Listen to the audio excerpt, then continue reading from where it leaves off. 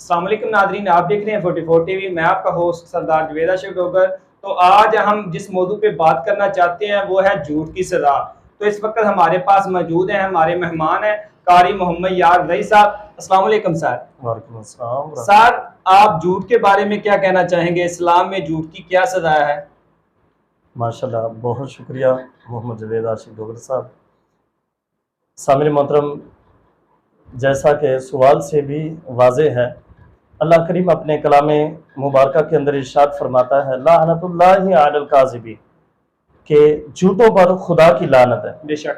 سامعین محترم، اگر معاشرے میں دیکھا جائے تو سب سے زیادہ اگر کوئی بیماری ہمارے اندر پائی جاتی ہے تو وہ جھوٹ ہے، بلکہ معاشرہ بھی کہیں مرتبہ اور کہیں جگہ پر کہیں مقام پر اس چیز کی عکاسی کرتے ہوئے اور کرواتے ہوئے نظر آتا ہے کہ جہاں زیادہ جھوٹ بولے جاتے ہیں وہاں سچا سمجھانا یہ بہت قریب ہوتا ہے، جبکہ ہمیں قرآن و حدیث کے مطابق جھوٹ سے احتراز اور سچ کو واضح اور اشاعت بھی سچ ہی کی کرنی چاہیے، جبکہ سچ ہی کی جیت بھی ہوتی ہے۔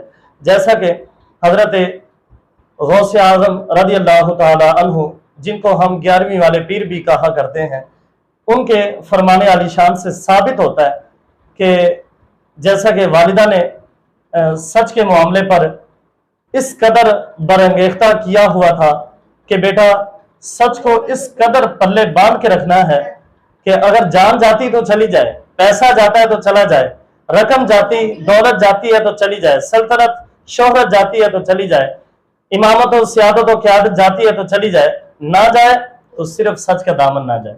سچ کا دامن ہمیشہ تھامے رکھنا، جبکہ سچ ہی کی برکت ہے کہ غوث اعظم رضی اللہ تعالی عنہ کے دست مبارکہ پر بہت سارے ڈاکو بھی اور پھر ڈاکوؤں کا سردار بھی ایمان لا کر مشرف اسلام ہو جاتا ہے۔ سامعین محترم، یہ سچ کی برکت ہے، ہمیں بھی چاہیے خود بھی سچ بولیں، اپنی اولاد کو بھی سچ سکھائیں، جبکہ ہمارے ہاں اس کا برعکس نظر آتا ہے کہ ہمارے گھروں کے اندر ہم چھوٹوں کو کیا سکھا رہے ہیں، کس طرح سکھا رہے ہیں۔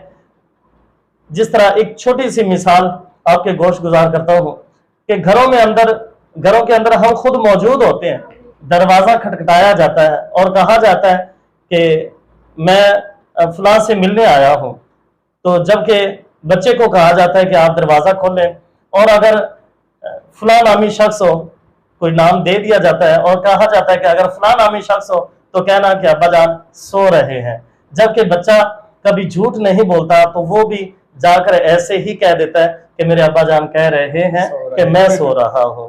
تو یہ سامعین محترم، ہم اپنے بچوں کو سچ نہیں بلکہ جھوٹ سکھا رہے ہیں، اس سے ہمیں اعتراض کرنا چاہیے، ہمیشہ سچ بولنا بھی چاہیے اور سچ سکھانا بھی چاہیے۔ اللہ کریم مجھے اور آپ کو قرآن و حدیث کے مطابق سچ بولنے کی اور جھوٹ سے بچنے اور بچانے کی توفیق نصیب فرمائے، آمین وآخر دعوانا الحمدللہ۔